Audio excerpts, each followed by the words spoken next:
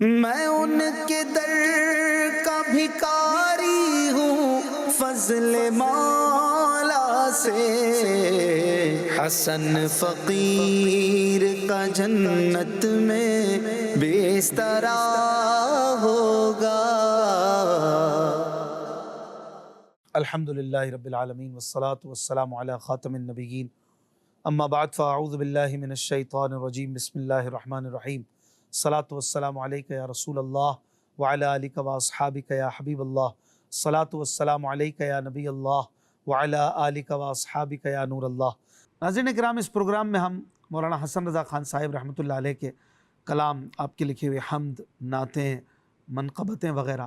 ان کی تشریحات اور ان کی وضاحت بیان کرتے ہیں۔ اسکرین پر مشکل الفاظ کے میننگز بھی آپ کو بتائے جاتے ہیں، اور یہ کوشش ہے اس پروگرام کے ذریعے کہ بہترین سے بہترین انداز میں آپ کو مولانا حسن رضا خان صاحب کے اشعار سمجھائے جائیں، اور نہ صرف سمجھائے جائیں بلکہ مل کر ہم پڑھیں اور طرز میں اس کلام کو آپ کو سنائیں۔ ہمارا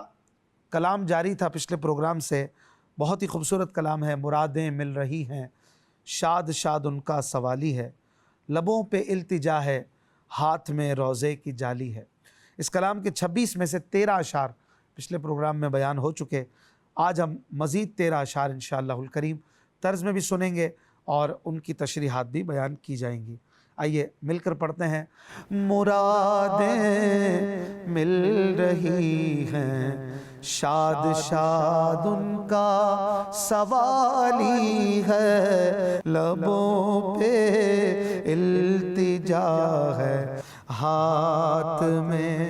روزے کی جالی ہے، لبوں پہ التجا ہے، ہاتھ میں روزے کی جالی ہے۔ بڑے کیوں کر نہ پھر شکل ہلال اسلام کی رونق، بڑے کیوں کر نہ پھر شکل ہلال اسلام کی رونق، ہلال آسمان دی تیری تیغ ہلالی ہے، ہلال آسمان دی تیری تیغ ہلالی ہے۔ ہلال پہلی رات کے چاند کو کہتے ہیں، پہلی یا دوسری رات کے چاند کو بھی ہلال کہا جاتا ہے۔ بڑا ہی خوبصورت ہوتا ہے اور تلوار کی طرح ہوتا ہے، اور گویا آسمان سے چھایا ہوتا ہے دنیا پر، اور اس کا چھایا ہونا نظر آتا ہے۔ تو کہہ رہے ہیں کہ اسلام کیوں نہ شکل ہلال پھیلے،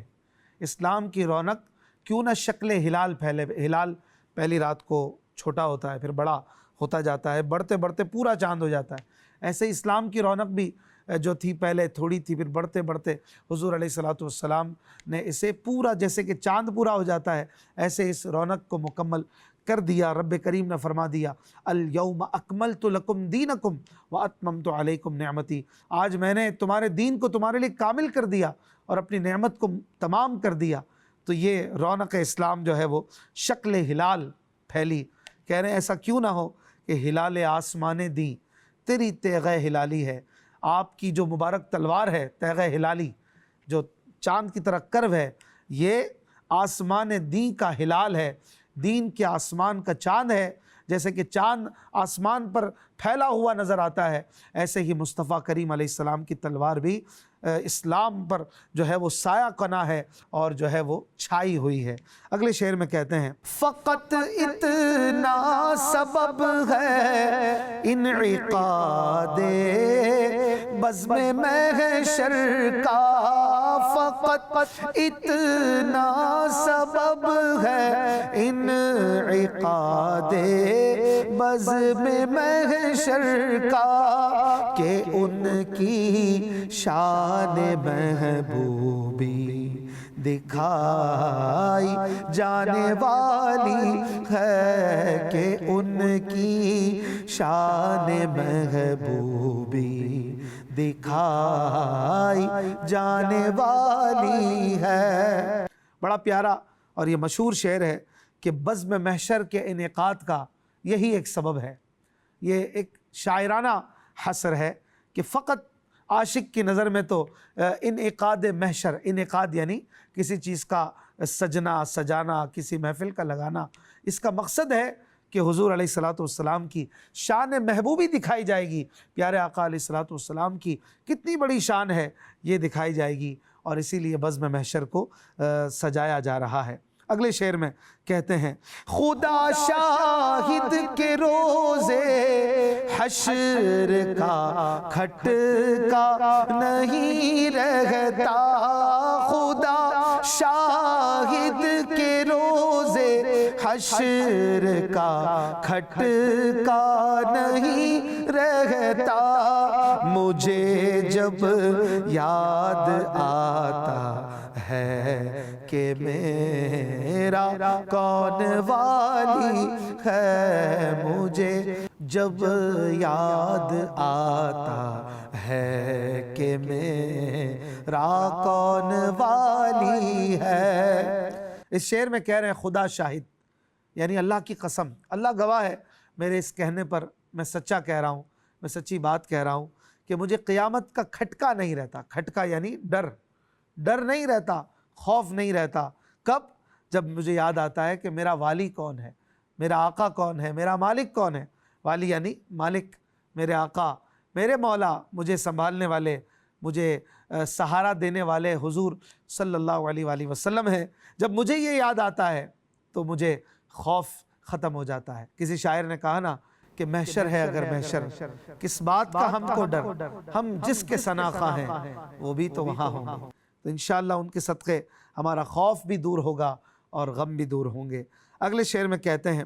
اتر سکتی نہیں تصویر بھی حسن سراپا کی، اتر سکتی نہیں تصویر بھی حسن سراپا کی، کچھ اس درجے ترقی پر تمہاری بے مثالی ہے، کچھ اس درجے ترقی پر تمہاری بے مثالی ہے۔ سوال پیدا ہوتا ہے حضور پاک صلی اللہ علیہ وآلہ وسلم کی کوئی تصویر کیوں نہیں؟ انہیں کوئی جو ہے وہ آج پورٹریٹ میں دکھا نہیں سکتا ہے۔ تو اس کی ایک ریزننگ، ایک وجہ بیان کرتے ہوئے کہہ رہے ہیں کہ حضور علیہ الصلوۃ والسلام تو بے مثال ہیں، اور بے مثال کی پھر تصویر کیسے بنے؟ یہ تصویر تو کوئی نہ کوئی مثل اور کوئی نہ کوئی شباہت رکھتی ہے، جس کی وہ تصویر ہے ظاہر ہے کہ تشبیہ ہوتی ہے، جیسا میں ہوں گا میری تصویر ویسی ہوگی، تو وہ میری مشابہ ہو گئی۔ تو حضور علیہ الصلوۃ والسلام کی تو کوئی مثل ہی نہیں ہے، اللہ تعالیٰ نے آپ کو بے مثال بنایا۔ تو کہہ رہے ہیں اس درجے ترقی پر آپ کی بے مثالی ہے کہ آپ کے حسن سراپا، یعنی سر سے پاؤں مبارک کا جو حسن ہے وہ اس قدر ترقی پر اور اتنا زیادہ اعلیٰ اور عرفہ ہے کہ اس کی تصویر بھی نہیں اتر سکتی، کہ تصویر بھی مشابہ ہو جاتی ہے۔ اور پیارے آقا صلی اللہ علیہ وآلہ وسلم تو بے مثل و بے مثال ہیں بے شک میرے آقا صلی اللہ علیہ وآلہ وسلم۔ آگے اگلے شعر میں کہتے ہیں نہیں محشر میں جس کو دسترس آقا کے دامن تک نہیں، محشر میں جس کو دسترس آقا کے دامن تک، بھرے بازار میں اس بے نوا کا ہاتھ خالی ہے، بھرے بازار میں اس بے نوا کا ہاتھ خالی ہے۔ کہہ رہے ہیں کہ محشر کے میدان میں جو حضور کا ہو گیا انشاءاللہ اس کا تو بیڑا پار ہے، لیکن جس کے ہاتھ میں دامن مصطفیٰ نہیں ہوگا، اس سے مراد یہ کہ حضور علیہ الصلوۃ والسلام پر جو ایمان نہیں لایا ہوگا، جو کلمہ گو نہیں ہوگا، جو مسلمان نہیں ہوگا، دسترس یعنی پہنچ، دامن آقا تک جس کی دسترس نہیں ہوگی، جس کی پہنچ نہیں ہوگی، یعنی جو حضور کا غلام نہیں ہوگا، پھر بھرے بازار میں بھی اس بے نوا کا ہاتھ خالی کا خالی رہے گا۔ بھرا بازار ہے، سب لوٹ رہے ہیں، سب کما رہے ہیں، لیکن وہ خالی رہے گا، کیونکہ حضور علیہ الصلوۃ والسلام کا وہ غلام نہیں ہے، وہ بے ایمان ہے، وہ کلمہ گو نہیں ہے، تو بھرے بازار میں بھی خالی کا خالی رہے گا، بے نوا یعنی بے سہارا، وہ بے سہارا رہے گا۔ لہٰذا اگر محشر میں چاہتے ہو کہ کوئی سہارا مل جائے تو حضور علیہ الصلوۃ والسلام کی سچی غلامی کا پٹا اپنے گلے میں ڈال لو اور اپنے آپ کو ان کا کلمہ گو اور ان کا سچا عاشق بنا لو۔ اگلے شعر میں کہتے ہیں، نہ کیوں ہو اتحاد منزلت مکے مدینے میں، نہ کیوں ہو اتحاد منزلت مکے مدینے میں، وہ بستی ہے نبی والی تو یہ اللہ والی ہے، وہ بستی ہے نبی والی تو یہ اللہ والی ہے۔ اتحاد منزلت یعنی مرتبے میں برابری، مرتبہ ایک طرح کا، یعنی مکہ بھی بڑا ہے تو مدینہ بھی بڑا ہے، مکہ بھی اعلیٰ ہے مدینہ بھی اعلیٰ ہے، تو ان دونوں کا اعلیٰ ہونے میں ایک اتحاد ہے، برابری ہے۔ اور پھر بعض علماء مکے کو افضل مانتے ہیں، بعض مدینے کو افضل مانتے ہیں، اور اس میں علماء کی اپنی اپنی توجیحات ہیں، تعویلات ہیں، اپنے اپنے موقف ہیں۔ بہرحال یہاں پر دونوں کی بڑائی، دونوں کی عزت کی بات کر رہے ہیں کہ دونوں کیوں نہ بلند ہو، کیوں نہ یکتا ہو۔ اتحاد کا ایک معنی یکتا ہونا، ایک منفرد ہونا بھی ہے، کہ دونوں منفرد ہیں، مکہ بھی منفرد ہے، مدینہ بھی منفرد ہے، دونوں کے منزلت میں برابری ہے، عزت میں بلندی ہے، تو کیوں نہ ہو وہ بستی نبی والی ہے۔ مدینے میں پیارے آقا صلی اللہ علیہ وآلہ وسلم جلوہ فرما ہے، تو یہ مکہ اللہ تبارک و تعالیٰ کی عبادت سے نسبت رکھتا ہے، تو دونوں جس طرح اللہ و نبی یہ الگ نہیں ہیں، یہ جدا نہیں ہیں، اللہ پاک نے اپنے محبوب علیہ الصلوۃ والسلام کو ہر جگہ اپنے ذکر میں ساتھ رکھا، اپنے کلام پاک میں، نماز میں، اذان میں، اپنے ذکر کے ساتھ حضور علیہ السلام کو الگ نہیں کیا۔ جس طرح نبی خدا سے الگ نہیں، ایسے ہی مکہ مدینے سے الگ نہیں۔ اگلے شعر میں کہتے ہیں کہ شرف مکے کی بستی کو ملا طیبہ کی بستی سے، شرف مکے کی بستی کو ملا طیبہ کی بستی سے، نبی والی ہی کے صدقے میں وہ اللہ والی ہے، نبی والی ہی کے صدقے میں وہ اللہ والی ہے۔ یعنی اب اور وضاحت کر رہے ہیں کہ مکے کو جو شرف ملا مدینے والے کے صدقے ہی ملا، جو مدینے والے آقا ہیں جنہوں نے مدینے کی بستی کو شرف دیا، انہی کے صدقے مکے کو شرف ملا۔ تو کہہ رہے نبی والی ہی کے صدقے میں وہ اللہ والی ہے۔ نبی والی یعنی نبی والی بستی بھی مراد لی جا سکتی ہے، کہ نبی والی بستی کے صدقے میں یہ مکہ اللہ والی بستی ہے، یا نبی کی صفت ہو والی، یعنی نبی یہ والی، یعنی حضور علیہ الصلوۃ والسلام جو والی کل ہیں، والی جہاں ہیں، والی امت ہیں، رہنمائے امت ہیں، آسرائے امت ہیں۔ یہاں والی کا یہ معنی بھی کیا جا سکتا ہے کہ اس نبی والی صلی اللہ علیہ وآلہ وسلم کے صدقے میں یہ مکہ اللہ والی بستی ہے، ان کے صدقے میں سے یہ شرف ملا ہے۔ اگلے شعر میں کہتے ہیں وہی والی وہی آقا وہی وارث وہی مولا، وہی والی وہی آقا وہی وارث وہی مولا، میں ان کے صدقے جاؤں اور میرا کون والی ہے، میں ان کے صدقے جاؤں اور میرا کون والی ہے۔ کہہ رہے ہیں کہ وہی والی ہیں، والی یعنی سہارا، مددگار، دوست، پیارے، وہی آقا ہیں، مالک ہیں، وہی وارث ہیں۔ وارث یعنی یہاں پر وارث بھی ہمدرد اور سہارے کے معنی میں ہے، اور وہی مولا ہے، مولا بھی مددگار کے معنی میں ہے۔ وہ میرے مددگار بھی ہیں، آقا بھی ہے، والی بھی ہیں اور وارث بھی ہیں، میرے تو سب وہی ہیں، میں ان کے صدقے جاؤں، میں ان پر قربان جاؤں کہ میرا ان کے سوا کون والی ہے، ان کے سوا میرا کوئی نہیں، وہی ہیں جن کے صدقے، جن کے بل بوتے پر اپنا بھرم بھی ہے اور ان کا کرم بھی ہے۔ اگلے شعر میں کہتے ہیں پکارے جان عیسیٰ سن لو اپنے خستہ حالوں کی، پکارے جان عیسیٰ سن لو اپنے خستہ حالوں کی، مرض نے درد مندوں کی غضب میں جان ڈالی ہے، مرض نے درد مندوں کی غضب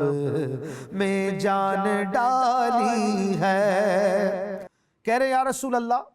جان عیسیٰ، عیسیٰ علیہ السلام کی بھی جان، یعنی حضور، یہاں مراد حضور علیہ السلام ہے، آپ کی بارگاہ میں کہہ رہے ہیں کہ پکار ہے آپ سے، پکار یعنی فریاد ہے آپ سے کہ اپنے خستہ حالوں کی، خستہ حال یعنی برے حال والے، برے حال والوں کی سن لیجئے یا رسول اللہ، آپ تو جان عیسیٰ ہیں۔ عیسیٰ علیہ السلام مریضوں کو اچھا کر دیتے تھے، اندھوں کو اکھیارا کر دیتے تھے، برس والوں کو، کوڑیوں کو صحیح کر دیتے تھے، آپ جان عیسیٰ ہیں، آپ اپنے خستہ حال غلاموں کی سن لیجئے، آپ سے پکار ہے، آپ سے فریاد ہے کہ مرض نے درد مندوں کی غضب میں جان ڈالی ہے، اس پریشانی نے یا اس تکلیف نے یا اس بیماری نے، اب اس بیماری سے مراد دنیاوی بیماریاں بھی ہو سکتی ہیں اور مرض گناہوں کی بیماری بھی ہو سکتی ہے، ایمان کی کمزوری کی بیماری بھی ہو سکتی ہے کہ اس نے ہماری جان کو غضب میں ڈالا ہے، خدا کے غضب میں ڈالا ہے، یہ بھی کہا جا سکتا ہے، اور غضب سے مراد یہاں تکلیف بھی لی جا سکتی ہے کہ ہماری جان تکلیف میں پڑ گئی ہماری بیماری کی وجہ سے۔ تو جس طرح عیسیٰ اپنے غلاموں کو صحت عطا کرتے تھے، یا رسول اللہ آپ ہم غلاموں کو صحت یاب کر دیجئے۔ اگلے شعر میں کہتے ہیں مرادوں سے تمہیں دامن بھرو گے، نامرادوں کے مرادوں سے تمہیں دامن بھرو گے، نامرادوں کے غریبوں بے کسوں کا اور پیار کون والی ہے، غریبوں بے کسوں کا اور پیار کون والی ہے، یعنی یا رسول اللہ غریبوں بے کسوں کا آپ کے سوا کون والی، کون وارث ہے، مرادوں سے آپ ہی نامرادوں کے دامن بھرو گے۔ اب یہاں پر مراد اور نامراد، یہ کتنا خوبصورت کمبینیشن ہے، مراد یعنی مدعا جو بھی ہم نے مانگا، اور نامراد یہ اردو میں دوسرے معنی میں استعمال ہوتا ہے، یعنی نامراد جو بیکار قسم کا آدمی ہو، جس کے پاس کچھ نہ ہو، جو خالی ہو، تو کہہ رہے ہیں مرادوں سے نامرادوں کو آپ ہی سہارا دیں گے اور ان کی مرادیں پوری کریں گے اور ان کی نامرادیاں دور کریں گے، کیونکہ غریبوں اور بے کسوں کا آپ کے سوا اور کون ہے۔ اگلے شعر میں کہتے ہیں ہمیشہ تم کرم کرتے ہو بگڑے حال والوں پر، ہمیشہ تم کرم کرتے ہو بگڑے حال والوں پر، بگڑ کر میری حالت نے میری بگڑی بنا لی ہے، بگڑ کر میری حالت نے میری بگڑی بنا لی ہے۔ کہتے ہیں ہمیشہ آپ بگڑے حال والوں پر کرم فرماتے ہیں، یہ آپ کا دستور ہے، کمزوروں کے آپ ہیں، غریبوں کے آپ ہیں، مریضوں کے آپ ہیں، جو مر رہے ہیں انہیں آپ سنبھالتے ہیں، گر رہے ہیں انہیں آپ بچاتے ہیں، تو یہ آپ کا دستور ہے یا رسول اللہ، ہمیشہ آپ کرم کرتے ہیں بگڑے حال والوں پر، اور اسی بگڑی حالت نے میری حالت بنا دی ہے کہ میں آپ کا ہو گیا، مجھ پر آپ کی توجہ پڑ گئی، مجھ پر آپ کا کرم ہو گیا۔ مولانا حسن رضا خان صاحب کا ایک اور شعر ہے نا کہ سر بالی انہیں رحمت کی ادا لائی ہے، جب کوئی تکلیف میں ہے، مرض میں ہے، بیماری میں ہے، بستر پہ پڑ گیا، تو اس عاشق کے سرانے، بالی یعنی سرہانے، سر بالی انہیں رحمت کی ادا لائی ہے، حال بگڑا ہے تو بیمار کی بنائی ہے۔ اسی طرح یہ شعر بھی ہے کہ ہمیشہ تم کرم کرتے ہو بگڑے حال والوں پر، بگڑ کر میری حالت نے میری بگڑی بنا لی ہے۔ اگلے شعر میں کہتے ہیں تمہارے در تمہارے آستاں سے میں کہاں جاؤں، تمہارے در تمہارے آستاں سے میں کہاں جاؤں، نہ مجھ سا کوئی بے کس ہے، نہ تم سا کوئی والی ہے، نہ مجھ سا کوئی بے کس ہے، نہ تم سا کوئی والی ہے۔ کتنا خوبصورت شعر ہے کہ یا رسول اللہ میں آپ کے آستانے سے کہاں جاؤں، بھلا اور میں کہاں جاؤں، بے ہنر و بے تمیز کس کو ہوئے ہیں عزیز ایک تمہارے سوا، تم پہ کروڑوں درود، آپ ہی تو ہیں جو سنبھالتے ہیں، تمہارے در تمہارے آستان سے میں کہاں جاؤں، نہ مجھ سا کوئی بے کس ہے، نہ تم سا کوئی والی ہے، آپ کے جیسا نہ کوئی سہارا ہے،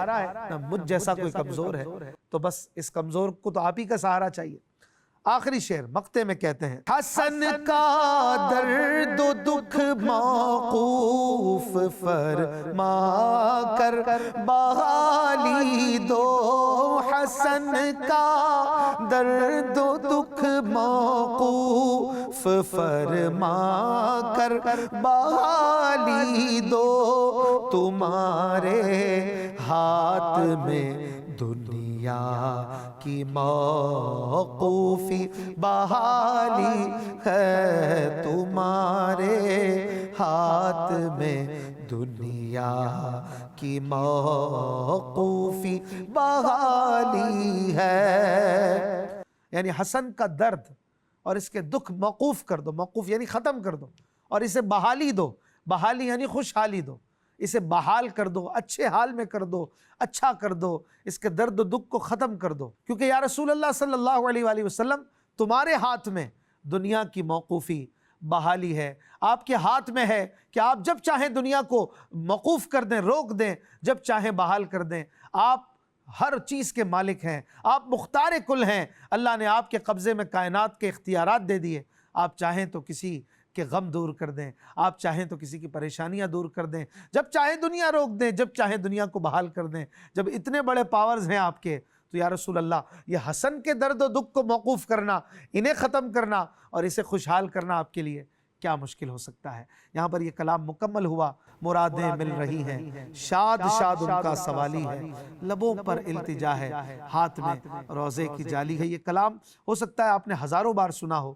بہت ہی مشہور کلاموں میں سے ایک کلام ہے یہ مولانا حسن رضا خان صاحب کا، لیکن میرا یہ گمان ہے کہ میرے ناظرین میں سے کئی ایسے ہوں گے کہ جنہوں نے پہلی بار اس کلام کے تمام اشعار سنے ہوں گے، کیونکہ نعت خواں حضرات 5-7 اشعاری پڑھا کرتے ہیں، لیکن اس پروگرام کا یہ خاصہ ہے کہ ہر شعر اس کلام کا، چاہے کتنا ہی مشہور کلام ہو، لیکن اس کے کئی اشعار انتہائی غیر مشہور ہوتے ہیں، اور ناظرین انہیں سن کر بڑے خوش بھی ہوتے ہیں، حیرت زدہ بھی ہوتے ہیں کہ اچھا یہ بھی اسی کلام میں ہے۔ سبحان اللہ۔ اپنا خیال رکھیے گا، ملیں گے اگلے پروگرام میں ایک بڑے ہی خوبصورت اور اسی طرح کے ایک مشہور کلام، کرے چارہ سازی زیارت کسی کی، بھرے زخم دل کے ملاحت کسی کی، یہ بھی بہت ہی مشہور کلاموں میں سے ایک ہے۔ انشاءاللہ الکریم اس کی تشریح لے کر اگلے پروگرام میں حاضر ہوں گے۔ اپنا خیال رکھیے گا۔ صلو علی الحبیب صلی اللہ علی محمد صلی اللہ علیہ وآلہ وسلم۔ آسیوں کو در تمہارا مل گیا،